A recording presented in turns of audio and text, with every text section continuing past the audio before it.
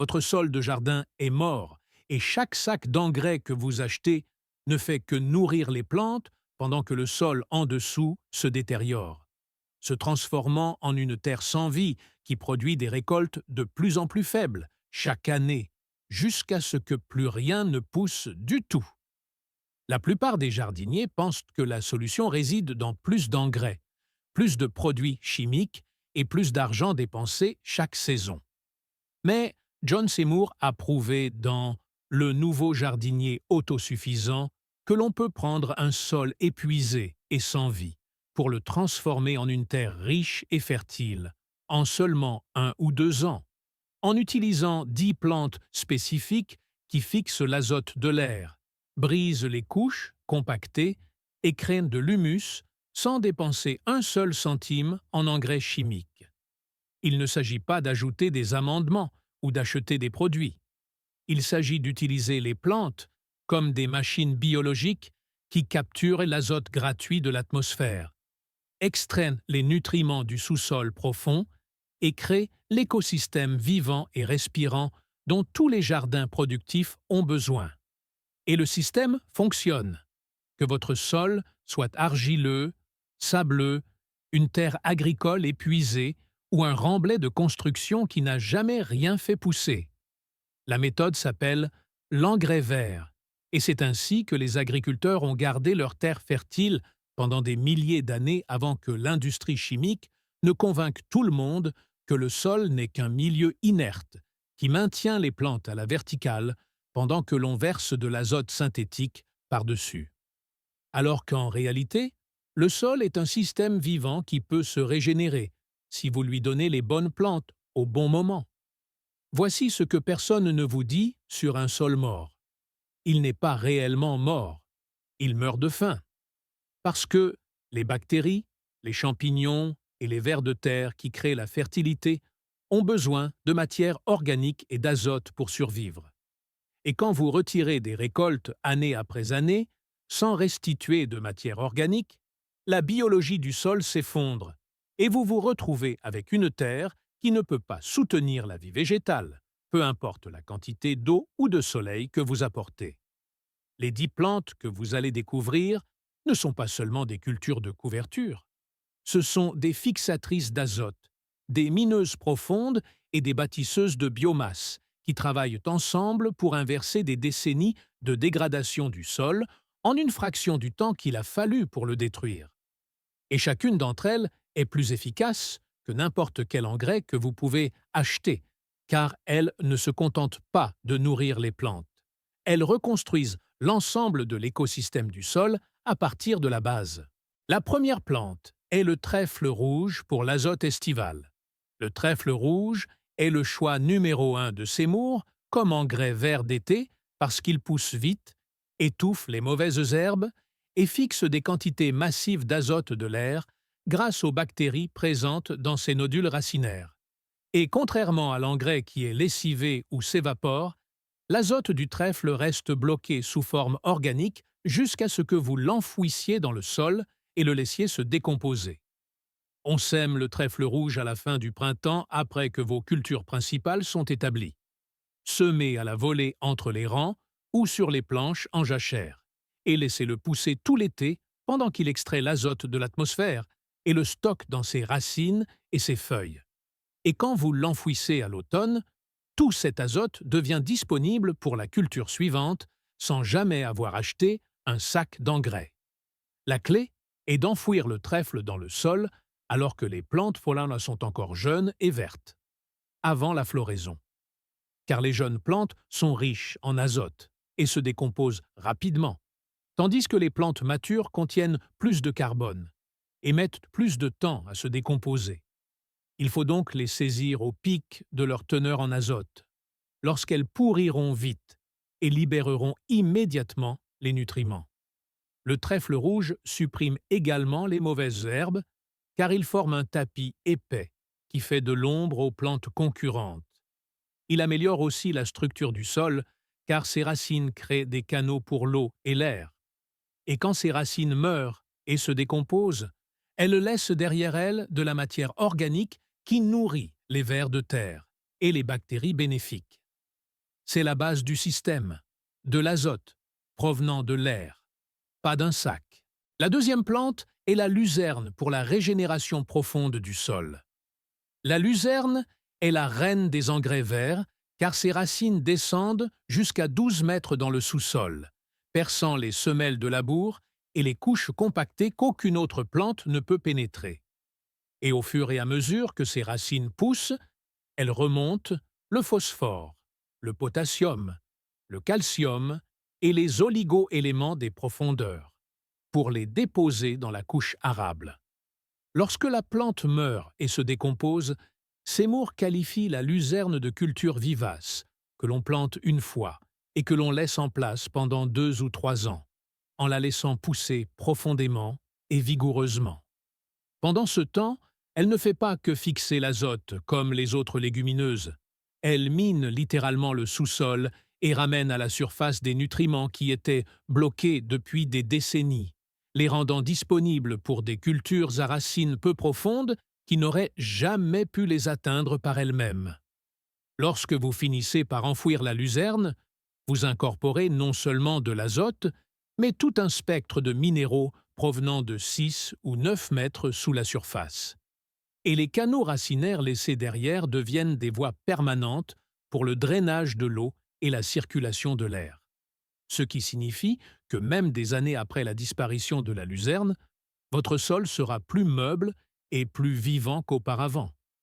Le meilleur moment pour enfouir la luzerne est juste avant qu'elle n'atteigne sa pleine maturité, quand les plantes sont hautes et luxuriantes, mais n'ont pas encore produit de graines, car c'est à ce moment qu'elles contiennent le maximum de nutriments sous la forme la plus décomposable. Et si vous attendez trop longtemps, les tiges deviennent ligneuses et mettent beaucoup plus de temps à se transformer en humus utilisable. La luzerne est particulièrement précieuse dans les climats méditerranéens et méridionaux où elle s'épanouit à la chaleur, mais elle fonctionne partout où le sol ne gèle pas en profondeur pendant des mois. Et si vous avez un sol qui a été exploité chimiquement ou compacté par des machines, la luzerne est la meilleure plante pour inverser ces dommages car elle brise physiquement le sol tout en l'enrichissant chimiquement en même temps. La troisième plante est un mélange de seigle d'hiver et de vesse pour la couverture de la saison froide. Le seigle d'hiver et la vesseux plantés ensemble à l'automne créent la combinaison parfaite pour la régénération du sol pendant les mois froids. Car le seigle produit des quantités massives de biomasse qui apportent du carbone et de la matière organique, tandis que la vesse fixe l'azote et maintient la biologie du sol active même lorsque les températures descendent sous le point de congélation. Seymour recommande ce mélange pour toute terre qui restera en jachère pendant l'hiver, car si vous laissez le sol nu, la pluie lessive les nutriments et l'azote se transforme en gaz ammoniaque et disparaît dans l'atmosphère. Mais si vous plantez du seigle et de la vesse, ces nutriments sont capturés et conservés sous forme organique jusqu'à ce que vous enfouissiez la culture au printemps et libériez tout dans le sol pour vos légumes d'été. Le seigle pousse haut et dru, créant un tapis dense de racines qui empêche l'érosion et supprime les mauvaises herbes hivernales. Et quand vous l'enfouissez au printemps, toute cette matière verte pourrit rapidement et devient de l'humus. Parallèlement, la vesse ajoute de l'azote qui vous coûterait 50 $ ou plus par 100 mètres carrés si vous l'achetiez sous forme d'engrais chimiques. Vous semez à la volée à la fin de l'été ou au début de l'automne, vous ratissez légèrement et vous laissez pousser tout l'hiver.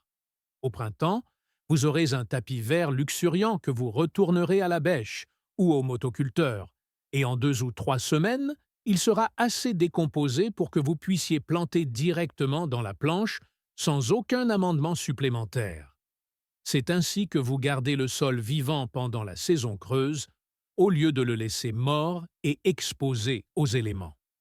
Et la différence de qualité du sol, après un seul hiver de seigle et de vesse, est spectaculaire, avec une meilleure structure, plus de vers de terre et une couleur nettement plus foncée grâce à l'augmentation de la matière organique. La quatrième plante est le lupin annuel pour briser la compaction. Les lupins annuels sont des fixateurs d'azote, dotés de racines pivotantes profondes qui percent les couches de sol compactées. Et Seymour recommande de les planter à 30 cm d'intervalle au début de l'été, afin qu'ils aient le temps de forcir avant de les enfouir à l'automne. La combinaison de la fixation de l'azote et de la pénétration physique du sol les rend idéaux pour les terres qui ont été piétinées, sur lesquelles on a roulé ou qui sont restées dures et sans vie. Les lupins sont particulièrement utiles si vous démarrez un jardin sur un terrain qui était auparavant une pelouse ou un pâturage, car ils briseront la surface compactée, tout en ajoutant de l'azote en même temps. Et quand vous les enfouissez, les racines laissent des canaux qui permettent à l'eau de pénétrer plus profondément et donnent à vos racines de légumes de l'espace pour s'étendre. La clé avec les lupins est de les planter assez tôt dans la saison pour qu'ils atteignent leur pleine taille avant de devoir les enfouir, car les petites plantes ne contribuent pas beaucoup à la biomasse ou à l'azote, mais des lupins matures de 60 ou 90 cm de haut ajouteront une matière organique importante et briseront le sol jusqu'à une profondeur de 45 cm ou plus. Ainsi, vous avez maintenant l'azote estival du trèfle rouge, l'extraction profonde de la luzerne, la couverture hivernale du seigle et de la vesse, et le décompactage grâce au lupin. C'est ici que le système devient encore plus puissant, avec des plantes qui ciblent des problèmes de sol spécifiques. La cinquième plante est la moutarde pour une biomasse rapide et la suppression des parasites. La moutarde pousse plus vite que presque n'importe quelle autre culture d'engrais verts, ce qui la rend parfaite pour les courtes fenêtres entre les cultures principales. Et elle produit une quantité énorme de matière verte en quelques semaines seulement. Mais le vrai secret est que la moutarde supprime les parasites du sol, comme les anguillules et les nématodes qui attaquent les pommes de terre et d'autres cultures de racines. Elle ne fait donc pas que construire la fertilité. Elle nettoie le sol des organismes qui, autrement, endommageraient votre récolte. Seymour note que la moutarde est particulièrement populaire dans les climats frais où elle pousse si vite qu'elle n'immobilise pas le terrain longtemps. Et vous pouvez la planter au début du printemps, l'enfouir à la fin du printemps et avoir encore le temps de cultiver une saison complète de légumes dans la même planche. Ce qui signifie que vous bénéficiez des avantages de l'engrais vert sans sacrifier de temps de culture. La biomasse de la moutarde est riche en azote lorsque les plantes sont jeunes. Il faut donc l'enfouir avant la floraison. Et comme elle se décompose rapidement, il ne faut attendre qu'une semaine ou deux avant de planter votre culture suivante. Contrairement aux matériaux à décomposition plus lente comme la paille ou les copeaux de bois qui immobilisent l'azote pendant des mois, la moutarde est très efficace. La sixième plante est le niébé pour les climats chauds.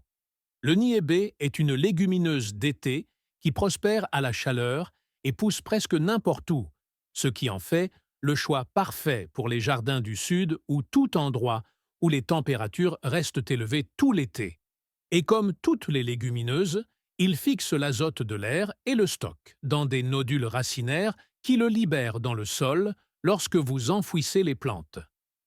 Seymour décrit le niébé comme une valeur sûre, qui produit une biomasse et de l'azote abondant sans nécessité de soins particuliers. Et vous pouvez le planter après la récolte de vos cultures de printemps.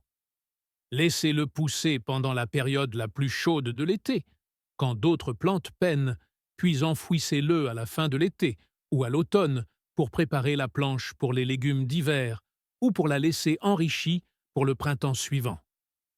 L'avantage du niébé sur les autres légumineuses est qu'il tolère mieux les sols pauvres et la sécheresse que la plupart. Ainsi, même si votre sol est déjà dégradé, le niébé poussera quand même et entamera le processus de reconstruction de la fertilité. Et à chaque saison où vous le plantez, le sol s'améliore un peu jusqu'à ce que vous obteniez finalement une terre riche et productive, capable de tout faire pousser. La septième plante est la crotalaire pour les sols méridionaux et méditerranéens. La crotalaire est une légumineuse qui excelle dans les climats chauds et secs. Et Seymour la recommande spécifiquement pour les régions méditerranéennes et méridionales, où d'autres engrais verts pourraient souffrir de la chaleur ou du manque d'eau.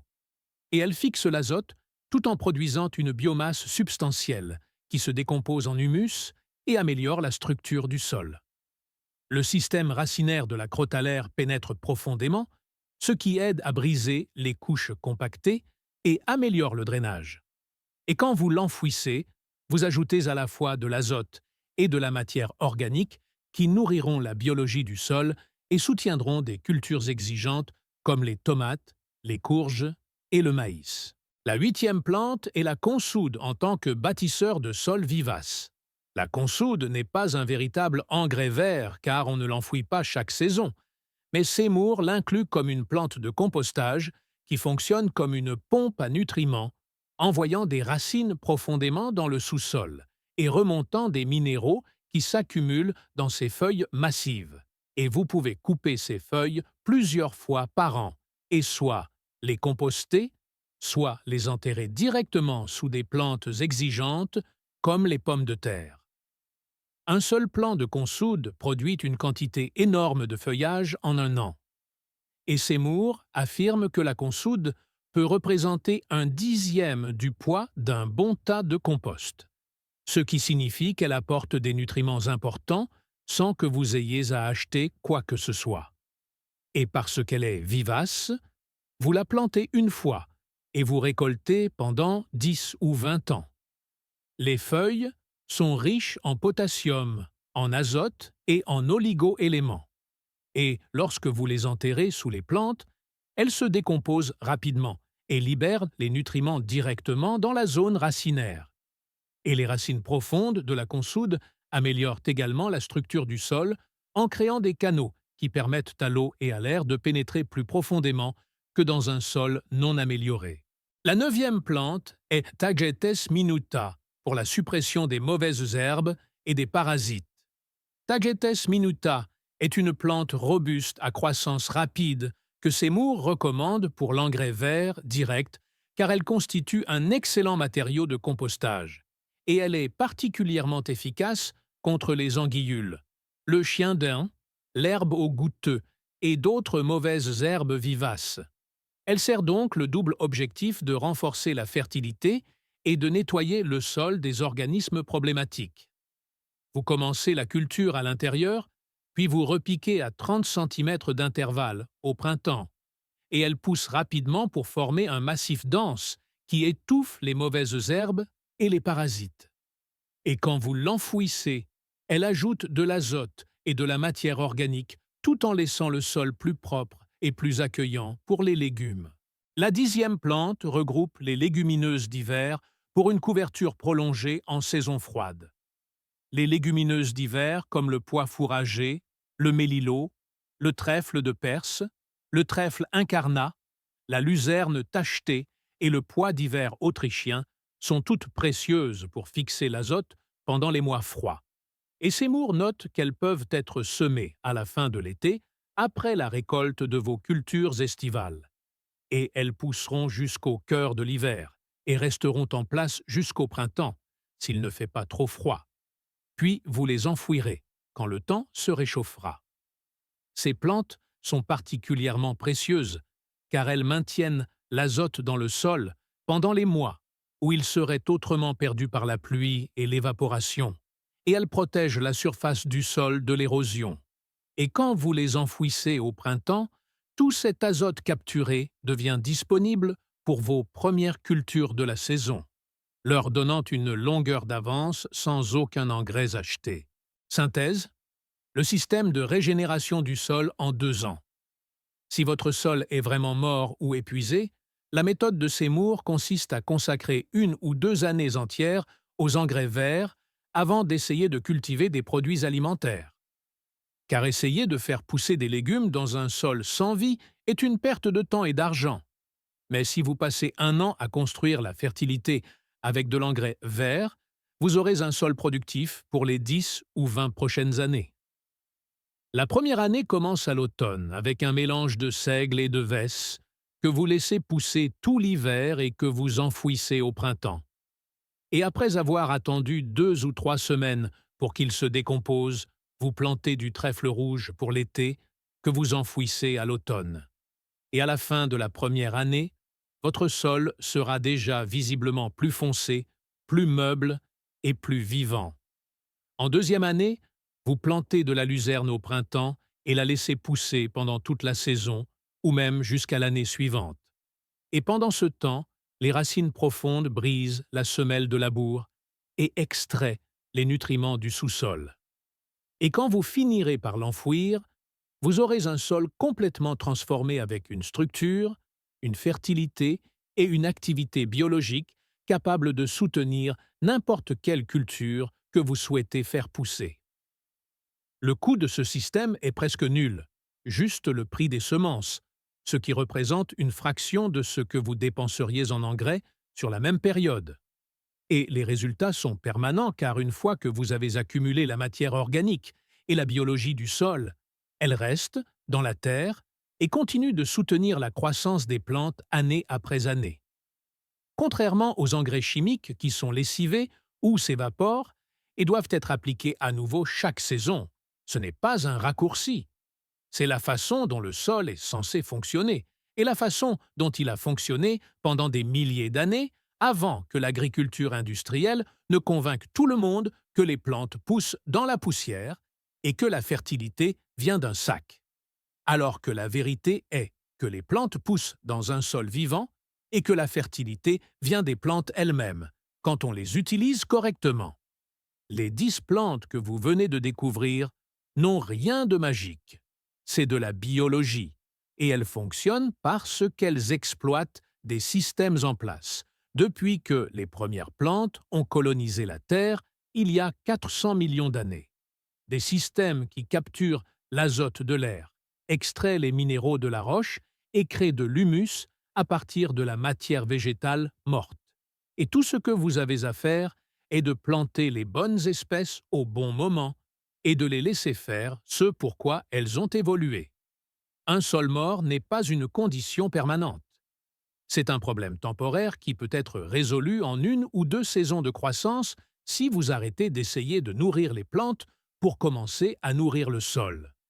Et une fois ce changement opéré, vous n'achèterez plus jamais un autre sac d'engrais, car votre sol produira sa propre fertilité à partir de rien d'autre que l'air, l'eau, la lumière du soleil et les 10 plantes dont John Seymour a prouvé qu'elles peuvent raviver n'importe quel sol, aussi sans vie qu'ils paraissent. Si cette histoire change votre regard sur le sol de votre jardin, n'hésitez pas à vous abonner à notre chaîne et à aimer cette vidéo. Nous exhumons la sagesse naturelle que l'industrie moderne a tenté d'enterrer. Plantez l'avenir avec nous. Le prochain trésor de la Terre sera bientôt dévoilé.